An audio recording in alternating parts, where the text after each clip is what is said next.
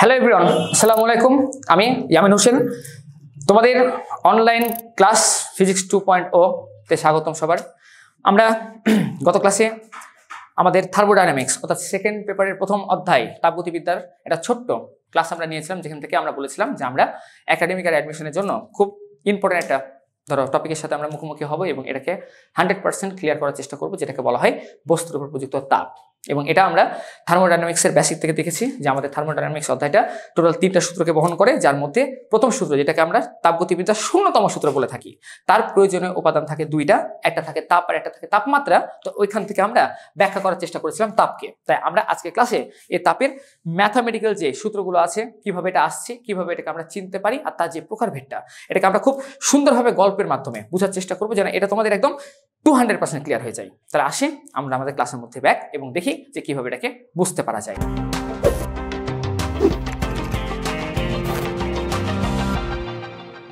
আমরা তাপের সংজ্ঞাটা পড়েছিলাম, সংজ্ঞাটা এরকম ছিল যে তাপ হচ্ছে এক প্রকার শক্তি যা আমাদের গরম কিংবা ঠান্ডার অনুভূতি জায়গায়। তাহলে এখন আমরা দেখি যে এটা বস্তুর মধ্যে তাপ কত রকম হতে পারে, এটাকে কিভাবে আমরা ডিসক্রাইব করতে পারি। আমাকে বলো তো, আমরা যখন একটা বস্তুর ক্ষেত্রে তাপ ব্যাখ্যা করার চেষ্টা করি, আমরা জানি পদার্থবিজ্ঞানে যা কিছু তৈরি হয়েছে সবকিছুর একটা প্রকারভেদ আছে। তাহলে সেক্ষেত্রে ওই মতবাদ থেকে আমি যদি তাপটাকে ক্লাসিফিকেশন করার চেষ্টা করি, তাহলে মনে রাখবা যে ক্লাসিফিকেশন তোমাকে এটাই বুঝাবে যে তাপেরও প্রকারভেদ আছে, কিন্তু বাস্তবিক জীবনে তাপের কিন্তু প্রকারভেদ পাওয়া যায় না। কেন? কারণ তাপ তো নিজে এক প্রকার শক্তি। তাহলে এটা যদি প্রকারভেদ করতে যাই, তাহলে এটা তো অন্য রূপে রূপান্তর হবে, কারণ যেহেতু এর ধ্বংস কিংবা সৃষ্টি নেই। তাহলে সেই ক্ষেত্রে তাপটা একই রকম হয়ে যাচ্ছে না, একই রকম হয়ে যাচ্ছে। তাহলে এর কি কোনো ক্লাসিফিকেশন থাকা উচিত না। কিন্তু তোমরা মনে রাখবা, তাপ এমন এক ধরনের বিশেষ শক্তি যাকেও চাইলে আমরা ক্লাসিফিকেশন করতে পারি। তো কিভাবে এটাকে ক্লাসিফিকেশন করবা? যদি তোমরা তোমার বইয়ের ভাষায় আগে এই তাপটাকে একটু প্রকারভেদ করতে চাও বা ক্লাসিফিকেশন করতে চাও, মনে রাখবা তাপ শক্তিকে সর্বদা আমরা বস্তুর উপর ভিত্তি করে দুই ভাগে ভাগ করতে পারি। কি কি? এক হচ্ছে বস্তুর উপর প্রযুক্ত আপেক্ষিক তাপ, আর 2 নাম্বার যে তাপটা আমরা পাই এটাকে বলা হয় বস্তুর ক্ষেত্রে প্রযুক্ত আপেক্ষিক সুপ্ত তাপ। এখন যদিও কথাটা শুনতে খুব ওয়ার্ড লাগছে আমাদের কাছে, যে এটা কেমন কথা যে তাপও 2 প্রকার হয়ে গেল, যেখানে নাম হচ্ছে আপেক্ষিক তাপ। অবশ্যই আরেকটা কথা মনে রাখবা, আপেক্ষিক তাপকে আমরা এস দ্বারা প্রকাশ করি আর আপেক্ষিক সুপ্ত তাপকে আমরা এল দ্বারা প্রকাশ করি। তো এটা তোমার কাছে মনে হতে পারে যে এটা কেমন কথা হলো, যে তাপ একবার আপেক্ষিক তাপ হয়ে গেল, একবার আপেক্ষিক সুপ্ত তাপ হয়ে গেল। এটা কেন ঘটলো? তাপ তো আমরা একই রকম ভাবে আমাদের এই ভৌত জগতে দেখতে পাই, তাহলে সেক্ষেত্রে এটা ক্লাসিফিকেশন আসার কোনো কথাই নাই, তাই না? তাই আমি তোমাদেরকে বিজ্ঞানের এই প্রকারভেদটা কেন এটা ঘটলো, এটাকে আমি গল্পের মাধ্যমে তোমাদেরকে ক্লিয়ার করার চেষ্টা করব। তোমরা অবশ্যই শুধু ডিপলি 2 থেকে 3টা মিনিট খালি আমার এই কথাগুলো একটু শোনার চেষ্টা করবা। তোমাদেরকে আমি এক্সপেকটেশন এবং বাস্তবতা, রিয়েলিটি দুটাই আমি তোমাকে ক্লিয়ার করে দেবো। তাহলে তোমাদের মধ্যে তাপ নিয়ে আর কোনো দোনোমনো থাকবে না যে আসলে এই তাপ শক্তি আসলে একটা ছিল নাকি 2টা ছিল। তাহলে আসি আমাদের সিনারিওতে। দেখো প্রেক্ষাপটটা কি, তো কল্পনা করে এটাকে আমি এখানে রাখলাম। তোমাদেরকে আমি এবার জিজ্ঞাসা করলাম তাপটাকে বোঝার জন্য, যে এই যে আমরা বাস্তবিক জীবনে যখন তাপ ব্যবহার করে ধরো পদার্থের অবস্থা চেঞ্জ করার চেষ্টা করি, কারণ পদার্থের অবস্থা চেঞ্জ করতে গিয়ে কিন্তু আমরা তাপকে ব্যবহার করে থাকি, যার কারণে তাপের প্রভাবে বস্তুর যে অবস্থাগুলো থাকে বা পদার্থের যে অবস্থাগুলো থাকে সেটা 4টা ভাগে রূপান্তর হয়: কঠিন, তারপর তরল, তারপর বায়বীয়, তারপর প্লাজমা। তো এটা যে ঘটছে, কিভাবে ঘটছে? কল্পনা করো যে আমি তোমাকে এটাকে বোঝানোর জন্য বললাম যে তুমি একটা পাত্র নাও, এই পাত্রে নিয়ে তুমি ফ্রিজ থেকে বের করা, রেফ্রিজারেটর থেকে বের করা একটা বরফকে, হার্ড একটা বরফকে তুমি রেখে এটাকে বাষ্প পর্যন্ত নিয়ে যাওয়ার চেষ্টা করো। তা তুমি কি করবা? অবশ্যই তুমি আগে ওই পাত্রটা তোমার ইচ্ছা মতো নিবা, যে পাত্রের মধ্যে তুমি ধরো এখানে এক খণ্ড, ধরো খুব ভারী মাপের একটা বা লিমিটেড ভরের একটা তুমি বরফ খণ্ডকে এখানে রাখলা। তো তুমি আমাকে বলো তো, যখন তুমি এই বরফ খণ্ডটাকে এই পাত্রের মধ্যে রেখে তুমি যখন নিচ থেকে এতে তাপ প্রদান করার চেষ্টা করবা, তা তোমার অবশ্যই তাপ দিচ্ছ, মানে কি এর মধ্যে একটা শক্তি প্রবাহিত হচ্ছে। তাহলে শক্তি প্রবাহিত হলে আমরা সবাই এসএসসিতে মনে হয় যেরকম একটা কথা শুনেছিলাম, যে পদার্থ যখন অবস্থা পরিবর্তন করে তখন এর মধ্যে 2 রকম ধরো তাপমাত্রা বা 2 রকম তাপীয় অবস্থা পাওয়া যায়, 2টা নির্দিষ্ট মানের, যে মানটাই তোমার পদার্থগুলোকে অবস্থার পরিবর্তন করতে সাহায্য করে। সে মান 2টা কি এরকম ছিল না, যে একটাকে আমরা বস্তুর ক্ষেত্রে প্রযুক্ত তার গলনাঙ্কের তাপমাত্রা বলে থাকি, বা এটাকে আমরা ধরো বরফ বিন্দু হিসেবেও নামকরণ করতে পারি, আর 2 নাম্বার যে তাপমাত্রাটা ভাইয়ারা আমরা পাই সেটাকে বস্তুর ক্ষেত্রে বলা হয়ে থাকে তার স্ফুটনাঙ্ক, যেটাকে আমরা চাইলে আমাদের ভাষায় বাষ্প বিন্দু হিসেবেও কিন্তু নামকরণ করতে পারবো। এবং তোমরা জানো যে আমরা তাপমাত্রা পরিমাপ করার জন্য যে যন্ত্রটা ব্যবহার করি তার নাম হচ্ছে থার্মোমিটার। তো এগুলো ক্লাস আমরা করবো, টেনশন নেই, তাপমাত্রাতে আমরা যাবো, তা আমি করে দিব তোমাদেরকে ইনশাল্লাহ। তো আমরা আপাতত মূল ট্রামের মধ্যে মানে মূল থিমটার মধ্যে প্রবেশ করি। তোমরা জানো যে এই থার্মোমিটার যেটা তৈরি করা হয় এটা বিভিন্ন স্কেলে দাঙ্কিত করা থাকে, তবে আমরা বাস্তবিক জীবনে যখন এই তাপমাত্রাগুলো পরিমাপ করি তখন আমাদের চেষ্টা থাকে এটাকে আগা কাতারের সেলসিয়াস স্কেল, সেলসিয়াস নামক যে স্কেলটা আছে সেটাতে আমরা এটাকে ব্যাখ্যা দেওয়ার চেষ্টা করি। তো ধরো যে আমি মানটা সেলসিয়াসে নিচ্ছি, তাহলে সেক্ষেত্রে তুমি যখন গলনাঙ্ক নিবা বরফ বিন্দু, এটা আমরা সবাই পড়েছি সেলসিয়াসে কয় ডিগ্রি সেলসিয়াস হয়, আমরা জানি এটা হয় সেলসিয়াসে 0 ডিগ্রি সেলসিয়াস। তেমনি যখন আমরা বাষ্পবিন্দু ব্যাখ্যা করি তখন বাষ্পবিন্দু এটা যেটা ধরো পানিকে বাষ্প করে, এটা যে মানটা দেখায় সেই মানটা হয় 100 ডিগ্রি সেলসিয়াস। তাহলে মাথায় রাখতে হবে 0 ডিগ্রিতে বরফ হবে পানি গলনাঙ্ক, আর স্ফুটনাঙ্ক হচ্ছে সেই তাপমাত্রা যেখানে পানি হয় বাষ্প 100 ডিগ্রি সেলসিয়াসে। তাহলে খেয়াল করে দেখো তো গলনাঙ্ক কি করছে, সে বরফকে রূপান্তর করতেছে পানিতে, এটা তো আমরা পড়ে এসেছি। তাহলে ধরো যদি গলনাঙ্কটা আমাদের বরফকে ধরো পানিতে রূপান্তর করে, খুব ভালো করে এই টার্মটা একটু ক্লিয়ার করবা ভাইয়ারা, তাহলে তোমরা কোনোদিনই তাপ বিষয় কোনো কোশ্চেনে আটকাবা না। তাহলে বরফকে পানিতে রূপান্তর করতেছে গলনাঙ্ক, আর যেটা আমাদের স্ফুটনাঙ্ক সেটা পানিকে রূপান্তর করতেছে বাষ্পে। তাহলে যদি এটাই ঘটনা হয় তাহলে আমাদের যখন এই বরফটাকে তুমি তাপ দিয়ে এটাকে মানে বাষ্প পর্যন্ত নিয়ে যাবা অর্থাৎ স্ফুটনাঙ্ক পর্যন্ত নিয়ে যাবা, তখন সিনারিওটা এরকম হবে না যে ধরো আমি যদি এটাকে এক্সপেকটেশন হিসেবে দেখার চেষ্টা করি, মানে আমাদের ধরো সম্ভাবনা, তো আমি যখন এটাকে সম্ভাবনা হিসেবে দেখার চেষ্টা করব আমাদের কাছে জিনিসটা এরকম মনে হবে যে ধরো এই হচ্ছে আমাদের একটা অবস্থা, এই যে এই বস্তুটা যেটা ধরো আগে ছিল এতে, যেটা ছিল আমাদের বরফ। কল্পনা করো যে এটা -7 ডিগ্রি সেলসিয়াসে তাপমাত্রায় বিরাজমান, কারণ তোমরা জানো যে 0 ডিগ্রি হচ্ছে বরফকে পানিতে রূপান্তর করা তাপমাত্রা। তাহলে বরফ যখন বরফ থাকবে এটা অবশ্যই 0-র নিচেই থাকবে, তাহলে এটা -7 ডিগ্রি আমরা নিলাম। বোঝার সুবিধার্থে আমি এবার এর মধ্যে তাপ প্রদান করলাম, যার কারণে এই এ যে অবস্থাটা সেটা ভাইয়া চলে গেল বি নামক একটা অবস্থায়, এবং এখানে তুমি যে তাপটা দিলা ধরো কিউ তাপটা তুমি দিলা বা Q1 তাপটা দিলা বা H1 তাপ দিলা, তুমি যা ইচ্ছা লিখতে পারো, সমস্যা নাই। ধরে নাও যে এই তাপটা তোমার বরফকে আগে একটু গরম করলো এবং গরম করে তোমাকে নিয়ে গেল তোমাদের সে গলনাঙ্ক বা বরফ বিন্দুতে, যার কারণে এটার তাপমাত্রা হয়ে গেল 0 ডিগ্রি সেলসিয়াস আর অবস্থাটা হয়ে গেল ভাইয়ারা ধরো পানি। তাহলে এটাই তো আমাদের ঘটনা ঘটে, কারণ বরফকে পানি কোথায় গলনাঙ্কে, তাহলে আমরা তাপ দিলাম, তাপমাত্রা পরিবর্তন হলো, সাথে সাথে অবস্থা পরিবর্তন হয়ে গেল, যার কারণে বরফ হলো পানি -7 হয়ে গেল 0 ডিগ্রি সেলসিয়াস। এখন তোমার টার্গেট যে আমি না এটাকে বাষ্প পর্যন্ত নিয়ে যাবো, তাহলে ভাই তুই যখন এটাকে বাষ্প পর্যন্ত নিয়ে যাবা আরো তাপ অ্যাপ্লাই করবা, তাহলে আরো উচ্চ তাপ দেওয়ার কারণে অর্থাৎ Q2 তাপ দেওয়ার কারণে এটা ভাইয়া এবার ফাইনালি সি নামক পর্যায়ে পৌঁছে গেল, যেখানে এটার তাপমাত্রা দাঁড়ালো এবার স্ফুটনাঙ্ক অর্থাৎ 100 ডিগ্রি সেলসিয়াস, এবং এটা যে অবস্থা ধারণ করলো সেটা হচ্ছে গ্যাসীয় অথবা বাষ্প। তাহলে এটাই তো ভাইয়া আমাদের সিনারিও, তাই কিনা? এটাই তো আমরা ঘটতে দেখি বাস্তবিক জীবনে। তুমি যখন তোমাদের ধরো কিচেনে গিয়ে একটা পাত্রে বরফ নিয়ে পরীক্ষাটা করবা 100% তুমি এটা দেখতে পাবা।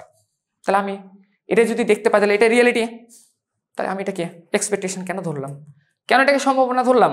এটা তো আমাদের সত্য ঘটনা, তাই না? এবং সত্য ঘটনা ঘটলে এটা জিনিস খেয়াল করে দেখো তো, তোমাকে এখানে যে 2টা তাপ দেওয়া হয়েছে সেই 2টা তাপ খেয়াল করবা ভালো করে, এ থেকে বিতে যাওয়ার কারণে সে তাপমাত্রা পরিবর্তন করেছে, অবস্থা পরিবর্তন করেছে। দ্বিতীয় তাপও বি থেকে সিতে যাওয়ার কারণে তাপমাত্রা পরিবর্তন করেছে, অবস্থা পরিবর্তন করেছে। তাহলে তাপের ধর্ম এখান থেকে বোঝানো হচ্ছে যে তাপ হচ্ছে এমনই একটা উপাদান যেটা বস্তুর তাপমাত্রারও পরিবর্তন করে আবার একই সাথে অবস্থারও পরিবর্তন করে, হ্যাঁ কি না? এটা আমরা ভুল জানি, অরিজিনালটা কি এটাকে এবার আমরা ফিজিক্সের নজর থেকে দেখার চেষ্টা করব এবং ওখান থেকে তোমাকে আমি ক্লিয়ার করব কেন তাপ আমাদের 2 রকম ছিল। তো দেখো ফিজিক্স কি বলছেন, কোন এক বৃদ্ধ বিজ্ঞানী বলেছেন আমরা যা দেখি তা সত্য না, আর যা সত্য তা আমরা দেখি না। তাহলে এটা সত্য না, তা আমরা দেখছি, তাহলে যেটা সত্য সেটাকে তো আমরা দেখতে পাচ্ছি না, তাহলে ওটাকে দেখো তো ফিজিক্সের নজর থেকে ঘটনাটা কি ঘটছে দেখো। তাহলে বাস্তবতার মধ্যে আসে, তাহলে ভাই দেখো সম্ভাবনা তো আমাদের বোঝা হয়ে গেছে, আর বাস্তবতাটা কি এটাকে একটু ক্লিয়ার করবা। যখন আমরা বাস্তবতাতে যাব, ফিজিক্স বলছে প্রথমে তুমি এই যে দেখো আগে এ অবস্থানে -7 ডিগ্রি সেলসিয়াস তাপমাত্রার বরফ নিয়েছিলা, এখন তুমি এর মধ্যে দিলা তাপ, তাহলে উচিত কি ভাইয়া আগে সে এই বরফকে পানিতে ডাইরেক্ট রূপান্তর করবে না আগে এটা সে তার তাপমাত্রাকে গলনাঙ্কে পৌঁছাবে? অবশ্যই এটা কি আগে সে তাপমাত্রাকে গলনাঙ্কে পৌঁছাবে না? তাহলে এখানে ঘটনাটা ঘটবে এইরকম যে তুমি এখানে যে Q1 তাপটা দিতেছো সেটা এই তাপমাত্রাকে বাড়ায় সে আগে নিয়ে যাবে তার গলনাঙ্কে, অর্থাৎ 0 ডিগ্রি সেলসিয়াস তাপমাত্রাতে সে নিয়ে যাবে। কিন্তু মজার বিষয় 0 ডিগ্রিতে যাওয়া মাত্র কি বরফ পানি হয়ে যায়? না, মনে রাখবা 0 হচ্ছে সেই তাপমাত্রা যেখানে বিশুদ্ধ বরফ গলে পানিতে রূপান্তর হওয়া শুরু করে। অর্থাৎ তুমি আগে যখন এই বরফকে গলানোর জন্য সেট আপ রেডি করলা, তখন তার শেষ তাপমাত্রা যে পৌঁছালো 0 ডিগ্রি, তারপর এটা আস্তে আস্তে মেল্টিং পয়েন্টে চলে গেল, অর্থাৎ এটা এবার গলন হওয়া শুরু হলো। এবং মনে রাখবা যতক্ষণ সে গলন হচ্ছে ততক্ষণ সে শুধুমাত্র তার অবস্থায় পরিবর্তন করবে, তাপমাত্রা পরিবর্তন করবে না। এখন তোমার কথা আসতে পারে এটা কেন হচ্ছে? মেল্টিং ঘটছে মানে অবশ্যই তাপমাত্রা বাড়বে, অবস্থা পরিবর্তন হচ্ছে মানে তো তাপমাত্রা বাড়বে, তো এটা কেন হচ্ছে না? হবে না এই কারণে যে দেখো গলনাঙ্কের মধ্যে দুইটা অবস্থার কথা উল্লেখ করেছে। মানে গলনাঙ্ক হচ্ছে সেই তাপমাত্রা যেখানে বরফটা তার এন্ডিং টানে আর পানি তার স্টার্টিং শুরু করে, অর্থাৎ বরফের শেষ পানির শুরু। তাই বরফ যদি শেষ হতে হয় 0 ডিগ্রিতে শেষ হবে, পানি শুরু হতে হলে এটা ওই 0 ডিগ্রিতে শুরু হতে হবে। এটা হচ্ছে আমাদের প্রেক্ষাপট। তাহলে আমরা আগেরবার ভুল লিখেছি না? ভুল লিখেছি। এটা তাহলে অরিজিনালটা এরকম হওয়া উচিত যে 0 ডিগ্রিতে আমি পৌঁছেছি, তখন পর্যন্ত বরফ ভাইয়া বরফই আছে। তারপরে তুমি যখন এর উপর আরো এক্সট্রা তাপ প্রয়োগ করবা, তখন সে ভাইয়ারা, সরি আমি ভুল করলাম, এটা Q2 হতো, যখন এক্সট্রা তাপ প্রয়োগ করবা তখন এটা সি নামক কোন একটা পয়েন্টে যাবে যেখানে এবার তাপমাত্রা থাকবে আনচেঞ্জড, অর্থাৎ মেল্টিং হচ্ছে বরফটার। বরফে সে মেল্টিং করার পর পুরো বরফ এবার রূপান্তর হয়ে গেল পানিতে। তাহলে খেয়াল করো তো ভাইয়ারা, ওপরে যে সিনারিওতে এ থেকে বিতে আমরা যে ঘটনা দেখতে পাচ্ছি সেটাই এই পয়েন্টে এসে দুইটা ভাগে ভাগ হয়ে গেছে, একটা Q1 আর একটা Q2, যেখানে একবার তাপমাত্রার পরিবর্তন আর একবার অবস্থার পরিবর্তন। তাহলে ভাই দুটো তাপ কিভাবে একই রকম হলো? তাহলে অবশ্যই তাপমাত্রার মধ্যে বা তাপের মধ্যে একটা পার্থক্য সৃষ্টি হয়েছে। এই জন্য আমি তোমাদেরকে বলেছিলাম যে আমরা যা দেখি তা সত্য না, আর যা সত্য সেটা আমরা দেখি না। তাহলে অবশ্যই সম্ভাবনার ধরলে তাপ একরকম, কিন্তু এটা ঘটবে না, এটা কোনোদিনই পসিবলও না। এই জন্য আমাদেরকে যদি এটাকে একদম মুখস্থ একটা ঘটনার মধ্যে গল্পের মাধ্যমে নিয়ে যেতে হয়, তাহলে এটা হচ্ছে সে মুখস্থ গল্প বা মুখস্থ ঘটনা, যেটা মনে রাখতে হবে যে আগে মাইনাসের বরফ 0 বরফ হবে, তারপর এক্সট্রা তাপ দিলে এটা 0 পানি হবে, এবং Q1 যে টাইপের তাপ, Q2 সেই টাইপের তাপ না। তাহলে এদের মধ্যে একটা আপেক্ষিক তাপ আছে, একটা আপেক্ষিক সুপ্ত তাপ আছে। তো এটাকে আমরা চেনার চেষ্টা করবো যে কোনটা কি। একটু পরবর্তী ঘটনায় যাই। তাহলে আবার দেখো যে আমি যখন এবারে সি পানি পেয়ে গেছে, তাহলে ভাইয়া আবার তুমি এটাকে বাষ্পে রূপান্তর করার জন্য আরো এক্সট্রা তাপ দিবা Q3, দিলে এটা ভাইয়া এবার ডিতে পৌঁছাবে এবং এটা তাপমাত্রা এবার বাড়িয়ে সে এটাকে 100-এ নিয়ে যাবে, কারণ বাষ্প তৈরি হওয়ার জন্য আগে তাপমাত্রা বেড়ে স্ফুটনাঙ্কে যেতে হবে। তাহলে ভাই তুমি জানি স্ফুটনাঙ্কে 100-তে চলে গেলা, ভাইয়া 100-তে যাওয়া মাত্র কি পানি এখানে সরাসরি বাষ্প হয়ে গেছে? না, আবারও একই কনসেপ্ট এটার মতনই খাটবে যে বাষ্পবিন্দু হচ্ছে পানির শেষ, বাষ্পের শুরু। তাহলে এই যে পানি আগে শেষ হলো, তারপর তুমি যখন এক্সট্রা এর মধ্যে Q4 তাপ দিবা, তখন লাস্ট এন্ডিংয়ে যে ই পয়েন্টটা তোমরা পাবা সেটা তাপমাত্রাকে 100 ডিগ্রি রাখবে, কিন্তু অবস্থাকে এবার চেঞ্জ করে বাষ্প করে দিবে। তাহলে এটা হচ্ছে আমাদের পুরো সিনারিও।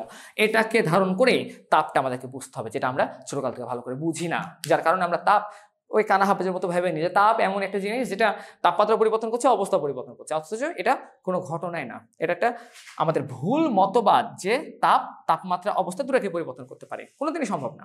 তাপ হয় অবস্থা পরিবর্তন করবে আর না তো তাপমাত্রা পরিবর্তন করবে। ফিজিক্সের এই ম্যাজিকগুলা, টেকনিকগুলা এটা খালি ক্লিয়ার রাখবা। ভাই আমি তোমাদেরকে হয়তো ডিপলি, এটা আমি ধরো বললে আসলে তোমাদের কাছে অহংকার বলে মনে হতে পারে, তাই কিন্তু আমি ভাই ফিজিক্সটা শিখেছি খুব ডিপলি, কল্পনা করে করে শিখেছি, যার কারণে এই জিনিসগুলো যখন আমি ভেঙে ভেঙে দেখার চেষ্টা করেছি তখন সব টপিক আমাদের কাছে ক্লিয়ার হয়ে গেছে। তাই তোমরা আমাদের কাছ থেকে শিক্ষক সম্প্রদায়ের কাছ থেকে তোমরা জ্ঞানটুকুটা নিবা, কিন্তু অ্যাপ্লাই করবা নিজের জ্ঞান আমাদেরটাকে নিয়ে, তাহলে তুমি দেখবা যে ফলাফল একদম বেস্ট অ্যান্ড বেস্ট আসবে। কথা ক্লিয়ার? কল্পনা করতে শেখো, আমি তোমাদেরকে কল্পনা করাটাই শেখাবো। তাহলে ভাইয়া এটা যদি আমাদের সেই তাপের সিনারিও হয়, তাহলে ভাই এখান থেকে এখানে তো দেখো তাপমাত্রা পরিবর্তন হয়েছে, অবস্থা পরিবর্তন হয়নি, আবার তাপমাত্রার পরিবর্তন হয়নি কিন্তু অবস্থার পরিবর্তন হয়েছে। তাহলে ওই একই ঘটনা আমরা ডি আর ইতেও পাচ্ছি। তাহলে সেই ক্ষেত্রে কোন কোন তাপ আপেক্ষিকের মধ্যে পড়লো, কোন কোন তাপ সুপ্তের মধ্যে পড়লো, এটা আমাদেরকে বোঝা লাগবে। তাহলে আমরা দেখি যে ঘটনাটা এখানে কি চলছে। তো মনে রাখবা যখন আমরা আপেক্ষিক তাপ আর সুপ্ত তাপে এই দুইটাকে এবার আলোচনা করবো, তাহলে এখান থেকে ধরে নিব যে আপেক্ষিক তাপ চেনার যে উপায়টা, এটা কিন্তু নির্ণয় করার উপায় না, এটা হচ্ছে চেনার উপায়, তোমাদেরকে শেখায় রাখছি। তো চেনার উপায়টা এরকম বলছে বিজ্ঞান যে আপেক্ষিক তাপ তুমি তখনই চিনতে পারবা যখন তুমি দেখবা যে কোন একটা বস্তু কোন একটা তাপের কারণে তার তাপমাত্রা চেঞ্জ করেছে, অবস্থা চেঞ্জ করেনি। অর্থাৎ আমরা যদি দেখি যে যে তাপের কারণে একটা বস্তুর তাপমাত্রা ভাইয়া পরিবর্তন হয়, তাহলে এই পরিবর্তন হয়, কিন্তু তার যে অবস্থাটা ভাইয়ারা সেটাকে আমরা দেখতে পাই অপরিবর্তিত, তাহলে আমরা ধরে নিব যে এটাই হচ্ছে আমাদের বস্তুর ক্ষেত্রে সে বিখ্যাত তাপ, যেটাকে আমরা বলে থাকি আপেক্ষিক তাপ। তো সেখান থেকে তোমাকে এই এস এর একটা মান ভিন্ন ভিন্ন পদার্থের ক্ষেত্রে ভিন্ন ভিন্ন দেওয়া হবে, অথবা তুমি এটাকে বেরও করতে পারবা, কোনো সমস্যা নাই।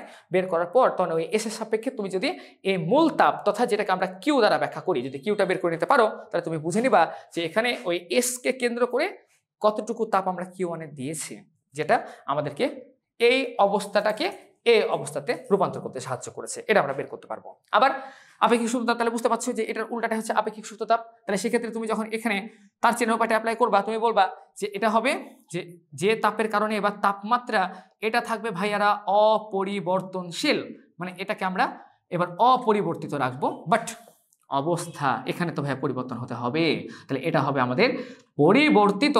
তখন আমরা যে তাপটা খুঁজে পাবো সেটা হবে আপেক্ষিক সুপ্ত তাপ। তাহলে আমাকে বলো তো এই সিনারিওটা যদি আমরা মুখস্থ রাখতে পারি ছন্দের মাধ্যমে, তাহলে চারটা তাপের মধ্যে কোনটা কোনটা আপেক্ষিক তাপ আর কোনটা কোনটা আপেক্ষিক সুপ্ত তাপ? সহজ হিসাব, তাপমাত্রা পরিবর্তন হয়েছে খালি দেখবা তাপমাত্রা পরিবর্তন হয়েছে কিনা, কারণ তাপমাত্রা পরিবর্তন হলে অবস্থা আনচেঞ্জ থাকবে। তাহলে ভাই তাপমাত্রা পরিবর্তন হচ্ছে Q1 আর Q3 তে, তাহলে আমরা বলতে পারি এখানে এক্সাম্পল যেটা Q1 আর Q3 আমরা পাচ্ছি সেটা হচ্ছে আপেক্ষিক তাপ, আর এর যে বিপরীত পার্টটা অর্থাৎ Q2 আর Q4 সেটাই হচ্ছে আমাদের সেই উদাহরণ যেটা হচ্ছে আমাদের আপেক্ষিক সুপ্ত তাপ। তাহলে এই হচ্ছে আমাদের সেই তাপের সিনারিও যেখান থেকে আমরা তাপটাকে প্রকারভেদ করতে পারি। তো আজকের ক্লাস আমাদের এই পর্যন্ত রাখবো, কারণ ম্যাজিক পাওয়ার জন্য ভাইয়া একটু তো ওয়েট করতে হবে, তাই না? যত তোমরা অপেক্ষা করবা অপেক্ষার ফল তত মিষ্টি হবে। এই জন্য আমি এক ধাক্কাতে তোমাদেরকে সকল চাপ দিব না, তোমরা সিঙ্গেল সিঙ্গেল এই জিনিসগুলোকে বোঝার চেষ্টা করবা। আর ম্যাজিক যখন তোমার ইয়ামিন ভাইয়া তোমাদের কাছে নিয়ে আসবে তখন তো ম্যাজিক থাকবে তোমাদের জন্য, যে ম্যাজিকটা আগে আমি করব পরে তোমরা করবা। তো ঠিক আছে, আজকের ক্লাস এই পর্যন্ত, দেখা হচ্ছে নেক্সট ভিডিওতে। ততদিন পর্যন্ত সবাই ভালো থাকো, সুস্থ থাকো, আল্লাহ হাফিজ।